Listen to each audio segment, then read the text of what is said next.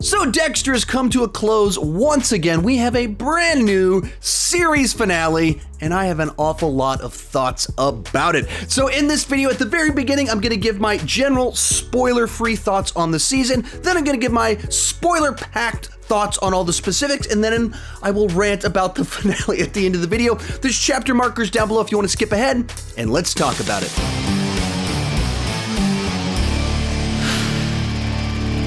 Hi, my name is Sean, and I love to talk about movies and TV way too much. With that in mind, go ahead and join me down below in the comment section. Share your thoughts on Dexter New Blood. This is primarily a spoiler review, but I will give my spoiler-free thoughts at the beginning of this. But the comment section will be packed with spoilers almost certainly about the finale for this show. So if you haven't watched it yet, skip the comment section, just watch my thoughts at the beginning, and let's get started with those thoughts. And in general, save for where the final episode goes, I would put this as kind of like a mid-tier, maybe lower mid-tier season of Dexter.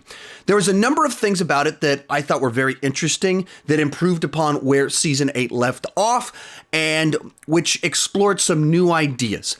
And because they put it in a new setting, it had a different vibe, a different tone to it, and I kind of appreciated that, but I also thought that it was lacking the energy of the original run of the show. Miami was such a character, was so vibrant, so fun. The supporting cast were so lively, and I feel like that's really missing from New Blood. And they didn't replace it with something equally intriguing. I get that it's supposed to be different. It's not supposed to just continue with what we had before, but even missing out on the whimsical opening credit sequence from the original show, that was something that I missed so much all throughout this show, and it didn't replace it with something equally interesting.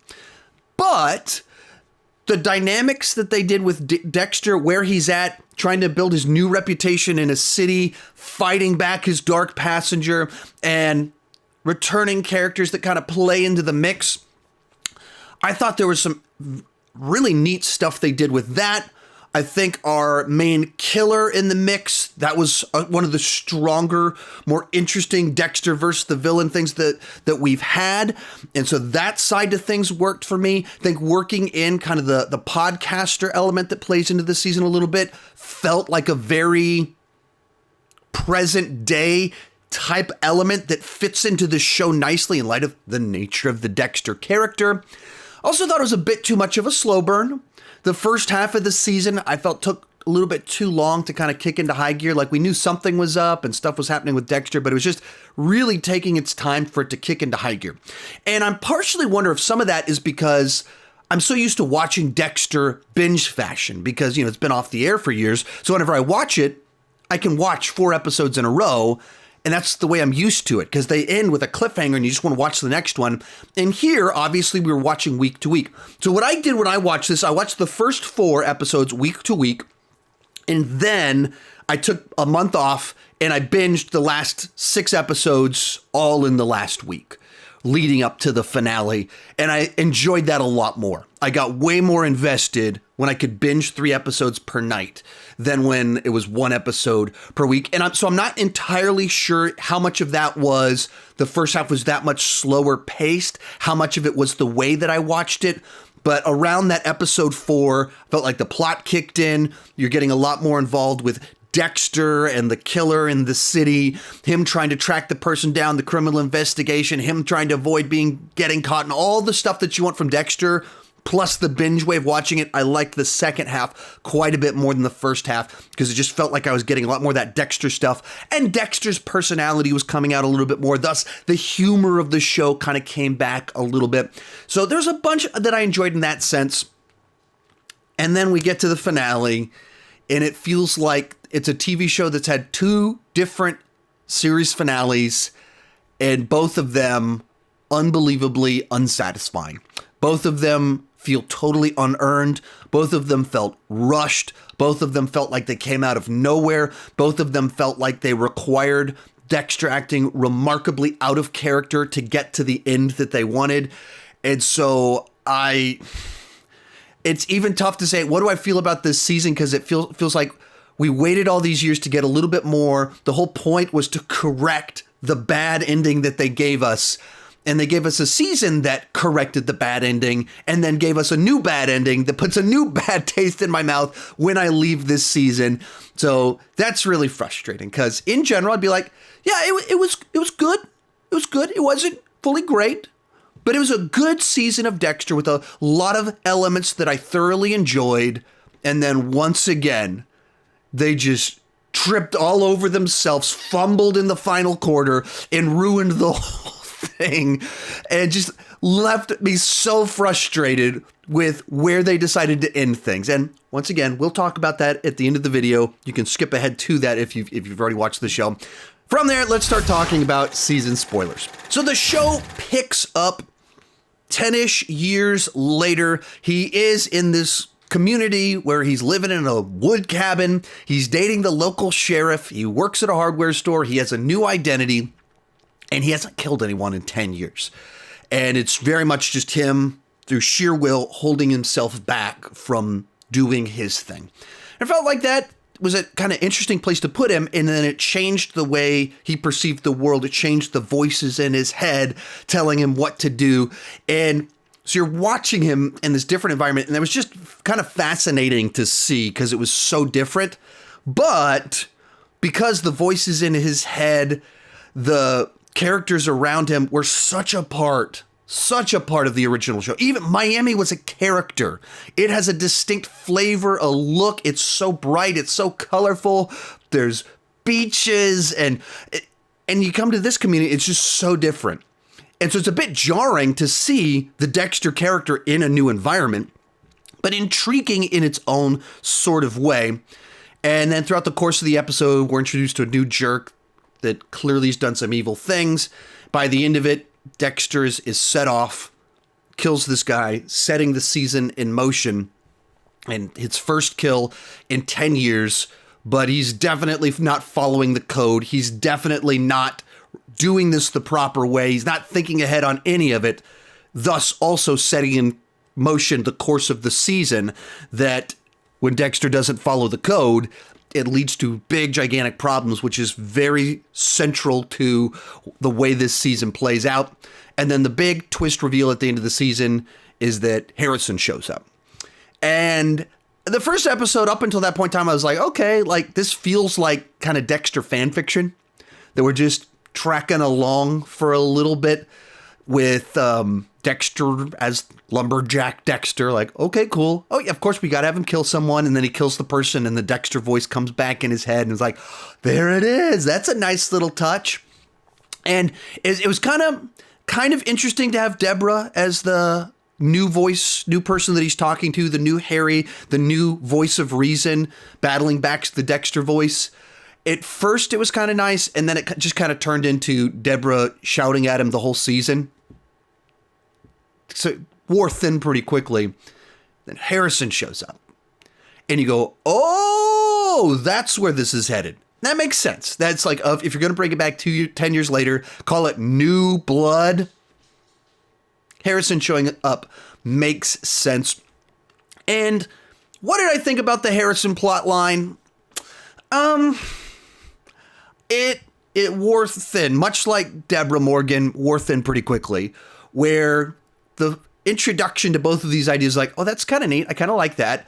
The first couple episodes with Harrison, I thought he seemed kind of more well-adjusted, kind of sad about what's happened to him. The abandonment has questions, of course, and he tracked down his dad, so you know he's smart, you know he's capable in some sense. And then as soon as they start bringing in his dark passenger, and they make him kind of a monster immediately in what he does, because you quickly go, okay, he's just just tortured a bullied kid. Like, oh, that's messed up. And framed him for awful things. Oh, that's really messed up. That's so messed up. And then Dexter figures it out real quickly. And Harrison spends the next 5 episodes blatantly lying. Just blatantly lying. And yelling at Dexter when Dexter's just being like, reasonably asking about things, being concerned parent while trying to like relate to his son that clearly has his similar issues. And Harrison is just insufferable, storms off. And then Dexter, who's trying to reach out to his son, isn't saying the things that we know could build the bridge. He's refusing to say the things that would make all the difference. And then he keeps leaving at all the moments where Dexter needs to be a father, and he just leaves. And you're like, what are we doing? Okay, like, Dexter, what are you doing? And then likewise, Dexter sends his son to therapy and thinks his son isn't going to say things that are not going to be convenient for Dexter and everything that he's trying to hold up. So that stuff frustrated me quite a bit. The actual main villain plot line, Clancy Brown, that stuff I thought was really good. They tend to do a good job of casting their villains, and Clancy Brown, great classic character actor, and feels so much like someone that you want as a Dexter villain. And it's one other one, like, just they pull in these guys that, you wouldn't think John Lithgow, but then you see him and you go, that's so perfect. Clancy Brown, another one of like, that seems perfect because he could be the oddball father in this town. And then he can play crazy really well too. He can do all of the different things. He can play the odd mentor to Harrison. He can do all of it. Be a little bit creepy, but just not creepy enough that maybe he's just an awkward guy. So I thought that stuff worked. And then the idea of a podcaster coming in, as I mentioned before, that feels very much like something that would take place in the present day. That true crime podcasts are so much of what people listen to. They're such a part of popular culture. So the idea of someone being curious about these serial killers out there and stories, that's an element that I thought made sense and worked. When you kind of tie together, you have the sheriff who has these people that she's been investigating, podcaster, ties back to her serial killer. It made enough sense. It worked well enough as a general idea for where it was heading. And then especially as you got into the second half of the season, where I thought it picked up a little bit more, when it focused on Dexter doing Dexter's thing, trying to get the killer and trying not to get caught. When it did that stuff, I thought it worked. But then when it cut back to Harrison doing drugs and being obnoxious and making excuses it's like, just not what I tune into Dexter for. And because, as it turns out, we only get this one season of Dexter and Harrison as Harrison as a teenager, I didn't want it to be 75% Harrison whining. That's not very satisfying when you realize this is the end, and it was 75% Harrison being like, you think I'm crazy. 'Cause you are. And you're doing crazy things, clearly. And you're blaming your dad for calling you out on something. And anyway, but that stuff I wasn't so crazy about. And then, once again, the thing that kind of worked was where you could see where they almost had a really good idea with where they were building with some of this stuff. Almost, is that the first kill of the season, Dexter doesn't really follow the code. Then when he's triggered parent that is using it as an excuse to do more kills, and he's trying to get these guys that sold the drugs to Harrison, he's not following the code. He's just impulsively going after them, which there's a sense to which you could say that's out of character for Dexter to be so sloppy, but it's also been 10 years since he killed anyone. He's emotionally compromised about his son. So there's plot reasons as to why he's so far off from our baseline understanding of who Dexter is. 10 years removed, emotionally compromised, makes you do stupid things.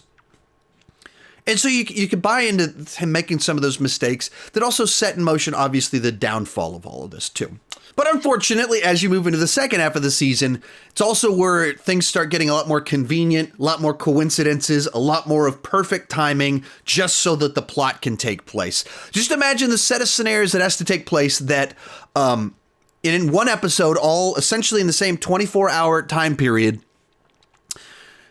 Harrison goes to a party, overdoses on drugs, and happens to just say to his girlfriend, my dad's real name isn't Jim Lindsay.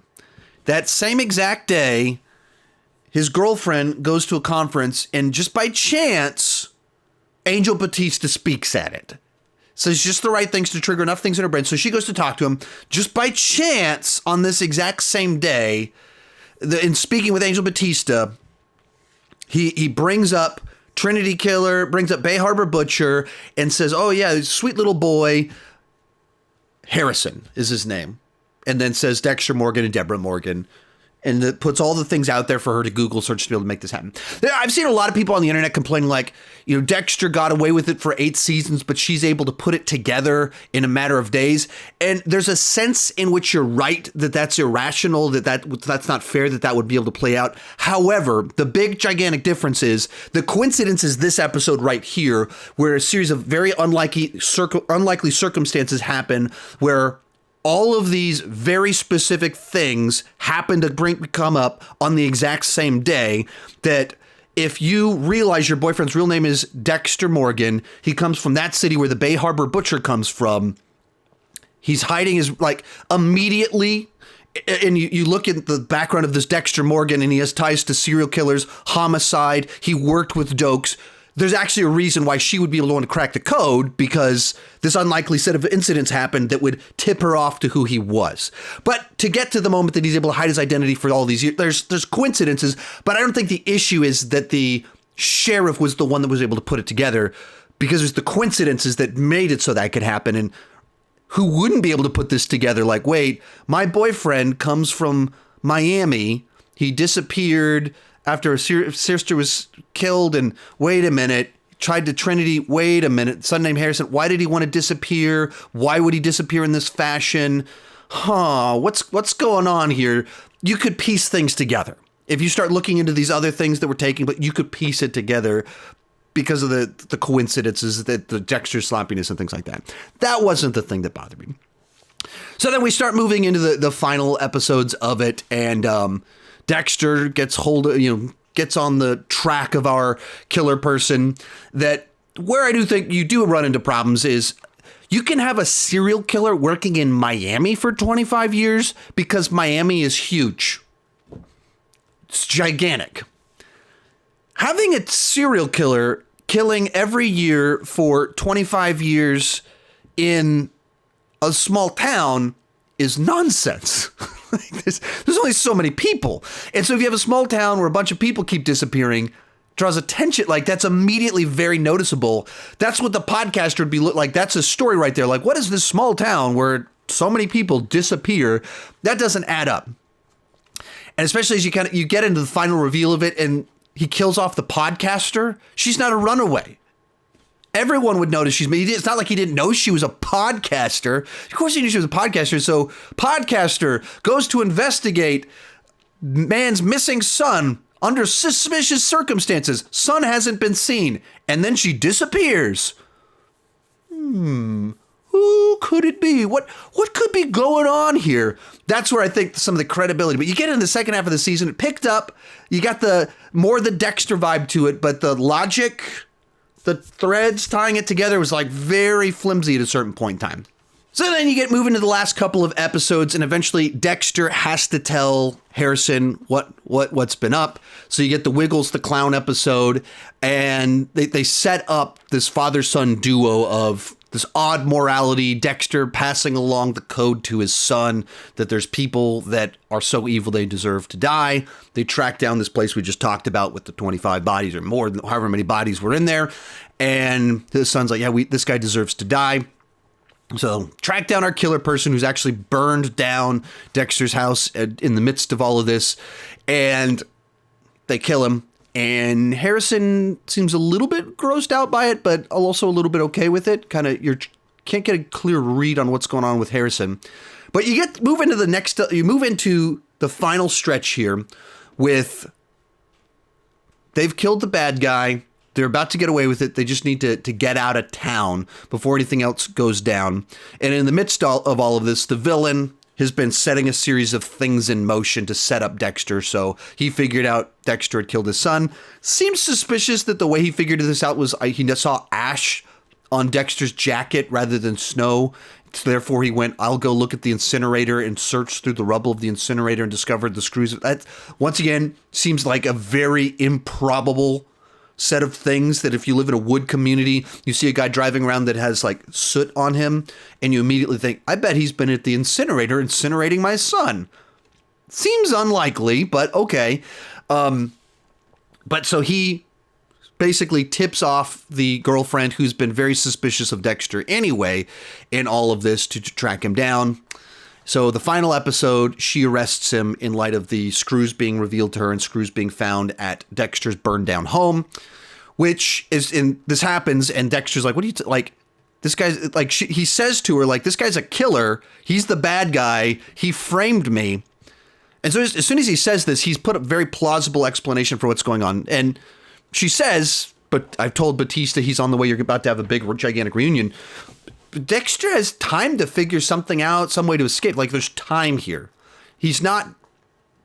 There's a very flimsy case against him at the moment. You can't hold someone based off of the guy that's a serial killer, framed someone and burned their house down. That's not a good case against Dexter. So he's arrested. Just to talk a little bit about the girlfriend as a character in general, I didn't find her particularly.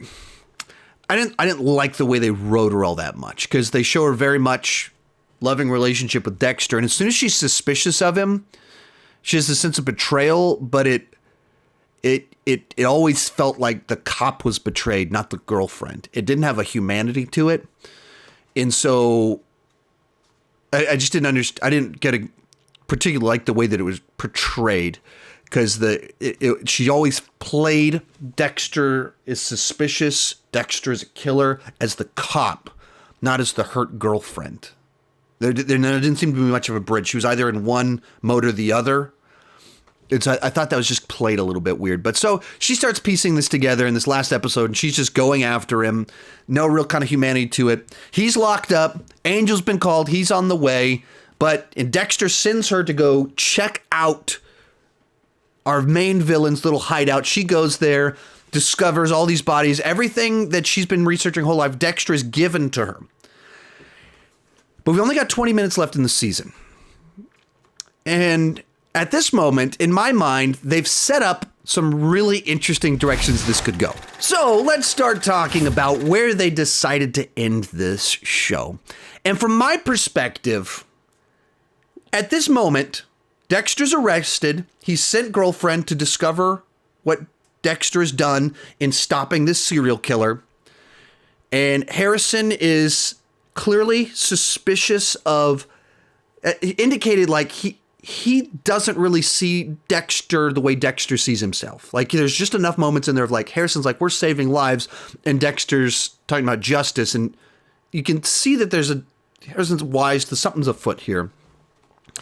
And at this moment, they've set up several potential finales that I think would be satisfying for the show as a whole and the arcs that they've given us, where you can have Dexter grow as a character, that when you get to the end, he is different from who he was in season 1, episode 1, a true sociopath pretending to be normal.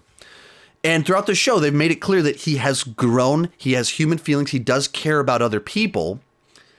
And he has this code that he's been living by. And he's just gone so far down a path. There's no way to just get out of this. There's no good options. And I've always thought that the satisfying conclusion to the show was kind of if you did the plot line of season 2 as the end of the show, where you get to a point in time where Dexter has to make a choice. Do I continue killing? Do I live by the code? Don't get caught.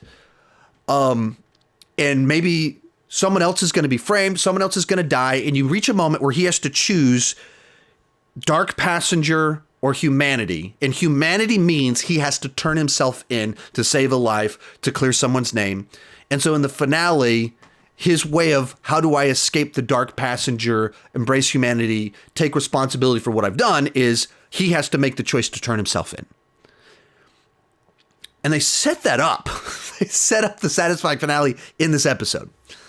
And part of the reason it's the satisfying finale is the morality of the show, the escapism of the show is that we have a serial killer that kills serial killers. So we're okay with him killing people and enjoying it because they're worse than him. He's an under control serial killer and they're out of control serial killers. And the code, don't get caught, and it's okay to kill because they're killers. And part of him growing and changing is he has to let go of the code.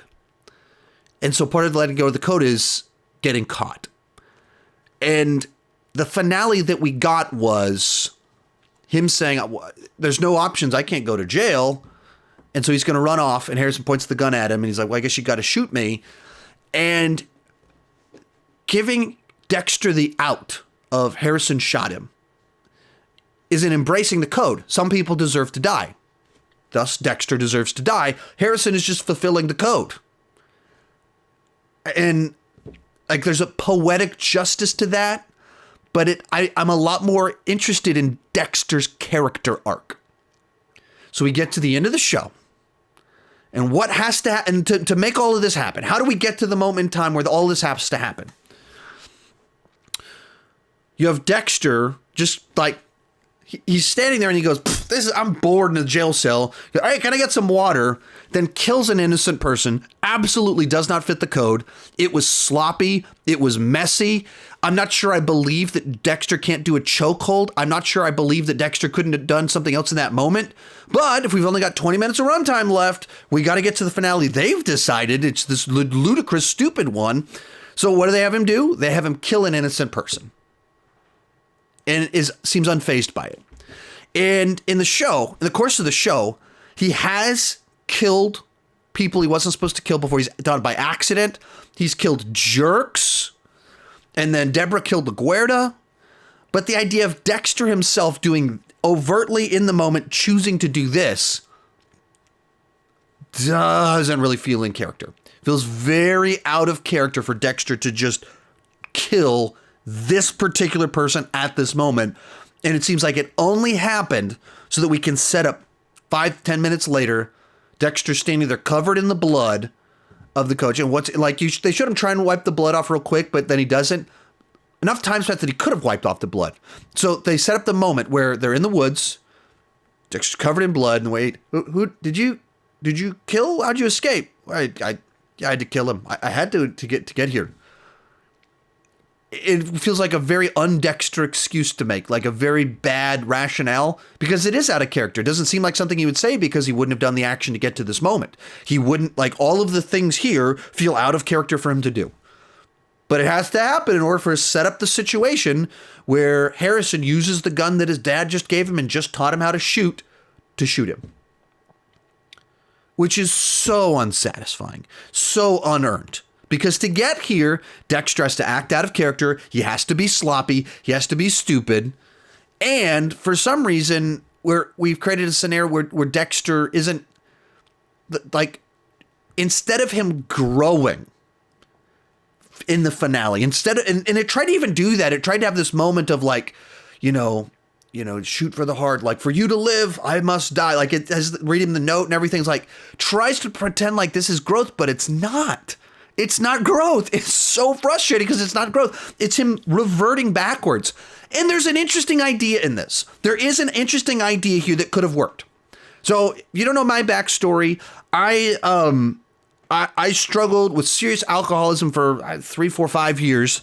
And that was almost basically how I ended up doing YouTube. Is I was unemployed because of my drinking problem. I was getting help afterwards. That was the context under which I started my YouTube channel. There's an interesting idea that they could have explored here about addicts who are just suppressing their urges. They call it dry drunks, where you're still essentially an alcoholic. You still have all the problems. You're still just as broken, but through sheer will, you're just stopping yourself from drinking. And they portrayed that's what Dexter had done. Instead of really fixing anything about himself, he just, through sheer will and emotion, stopped himself for a long period of time. And then when you relapse, you tend to go hard in. You get sloppy, you get crazier. As someone that through sheer will tried to stop myself for years, that's what happened. Like, I'd go 2 months without drinking, and then when I'd start back up again, it was weirder, it was crazier, it was not good.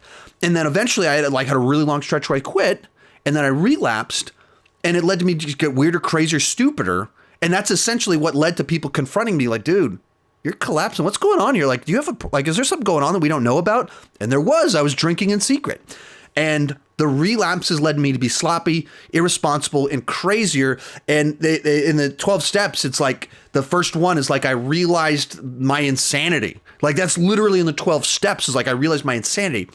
So there's this really interesting idea that they could have used, could have explored to greater extent of this concept of Dexter didn't really seek help, didn't fix what was broken. He just through sheer will held himself back and then started relapsing, went hard into it. And then his son is there. And so he has the equivalent of kind of, he views it as like a drinking buddy, rationalizing, I can help him. And the insanity takes over. There's something there that's really interesting. This very fascinating. There's something there that could have been a great finale that leads to a point in time where Dexter leads his son down a path where he's had his son involved in killing. His son is a sociopath. And then he has a moment of clarity and he realizes, oh crap. Like all the pain my son has faced is the reason that he's crazy person is because of me. And I'm training him to be the next generation of person that does this to someone else. And he has that moment of clarity and he realizes, I can't just suppress this. I can't just give into it. And I can't train my son to like, I have to seek the help I need. And the help I need is not me free. I'm going to turn myself in and I'm going to do whatever I can to get my son the help that I needed that wasn't Harry's code. I loved Harry and Harry was great in a certain sense, but it turns out this was a terrible experiment. That could have been amazing.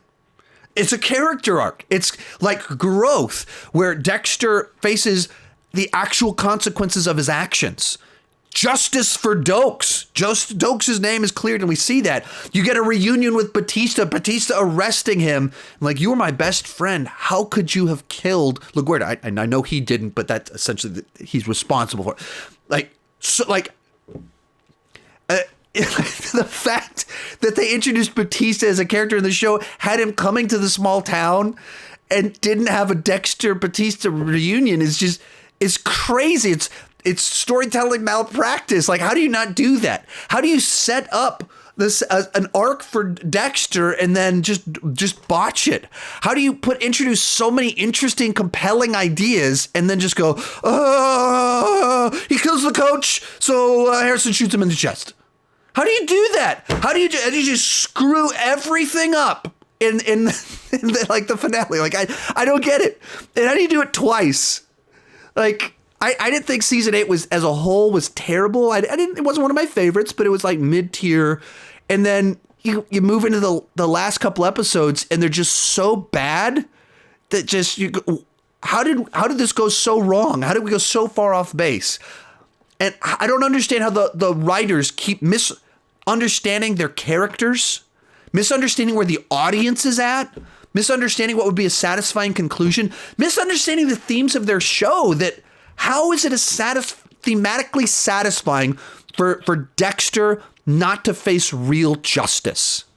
Like, sure, it's poetic to die for him to kind of die by his code, where Harrison knows all the evidence it's clear he is a killer. He deserves to die, so he fits the code. Oh, sure. And then it's poetic in that sense, but it's not poetic in the sense of being real justice.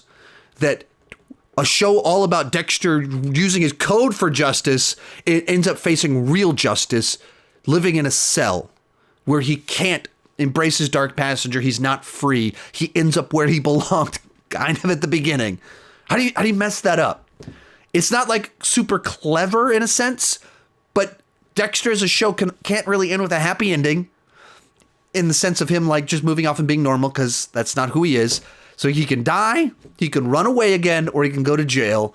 And the one they picked seemed to be like the least satisfying one. The one that we just go, you had to make everyone so dumb for us to get to this moment. You set up ways where it was a little bit more interesting. He's an addict, relapsed, and so he was sloppy. He didn't follow the code, and that led to his ultimate demise, where through meeting his son, through really embracing the consequences of his choices, he changes. Moment of clarity, and does the right thing for like the first time in his life, and says the best thing for my son. So for me to act like, you get to the end of it and like Harrison's like, this, you can't keep doing this. You're the reason I felt so much pain. And Dexter realizes in order for my son to have a father, I need to actually be in jail. That's what, for him to have the right thing, for him to see the right thing, to see the consequences of my choices. That's what it's right there. It's like, you don't have to be super clever on every single thing. And sometimes being super clever makes you super stupid. We got 2 of these super stupid endings for this show. It's so bizarre because the season as a whole, Pretty good. Pretty good. And maybe if they'd really landed the ship, I would have had a different, even said the season was even better. But instead, it was pretty good. And then once again, they picked the worst possible ending.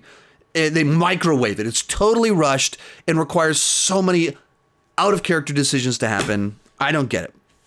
I don't get how they keep doing this, but here we are once again. So, and the fear is today they're gonna announce the Harrison show. That's the fear that's gonna happen today. Like, hey, exciting news! Harrison's getting a show. Cool. You killed off Dexter to give us the Harrison show. Come on, people. Seriously. Anyway, that's my take on Dexter and this latest disaster of the finale. At first, I didn't think it was as bad when I first watched it. I was like, oh, really? That's what we did? What? Really? And I literally, my buddy Cody Leach, I messaged him. He said, I don't think it's a disaster, but I don't think they missed the mark. They picked a bad option. The more I thought about it, I was like, wait a minute. No, this was another really bad one and totally rushed, out of character. So many missed opportunities that, they found the two worst endings to the show possible. Congratulations. They're competing with themselves to see which finale of this show is the worst TV show finale of all time. Cool. So there you have it. That's my take on the season. That's my take on the finale. Let me know what you thought down below. Keep talking movies and TV too much.